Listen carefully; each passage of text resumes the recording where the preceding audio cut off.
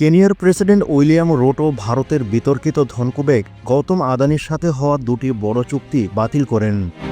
যুক্তরাষ্ট্রের প্রসিকিউটররা আদানির বিরুদ্ধে জালিয়াতির অভিযোগ আনার পর এ সিদ্ধান্ত আসে। রুটো তার ভাষণে বলেন, যদি দুর্নীতির বিষয়ে নিশ্চিত প্রমাণ বা বিশ্বাসযোগ্য তথ্য আসে, আমি কঠোর পদক্ষেপ নিতে পিছপা হব না। তারই বক্তব্যে সংসদে উপস্থিত লোকজন চিৎকার করে সমর্থন জানান। এর একদিন আগে ভারতের শীর্ষ ধনী গৌতম আদানির বিরুদ্ধে অভিযোগ আনা হয়েছিল যে তিনি 25 কোটি মার্কিন ডলার ঘুষের পরিকল্পনা করেছিলেন এবং তা গোপনে রেখে যুক্তরাষ্ট্রের অর্থ সংগ্রহের চেষ্টা করেন।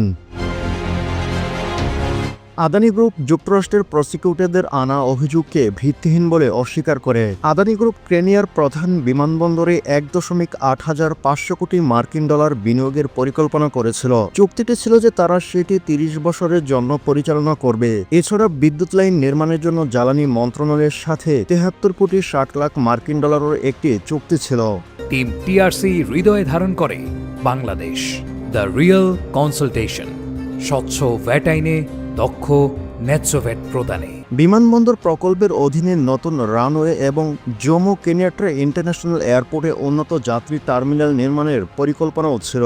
তবে এই চুক্তিগুলো কেনিয়ার একটি মানসতা পছন্দ করেননি। অনেকেই দুর্নীতির আশঙ্কা করেছিলেন।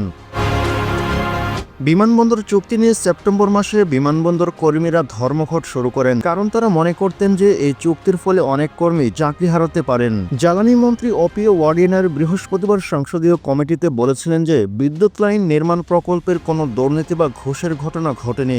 অন্যদিকে প্রেসিডেন্ট উইলিয়াম রুটো দুর্নীতির বিরুদ্ধে পদক্ষেপ নেওয়ার অঙ্গীকার করেন, বিশেষ করে তার প্রশাসনের বিরুদ্ধে বারবার ওঠা অভিযোগপত্রগুলোর পরিপ্রেক্ষিতে। তিনি জানান তার সরকার এখন বিমানবন্দর ও জ্বালানি প্রকল্পের জন্য নতুন অংশীদার খুঁজতে কাজ শুরু করবে।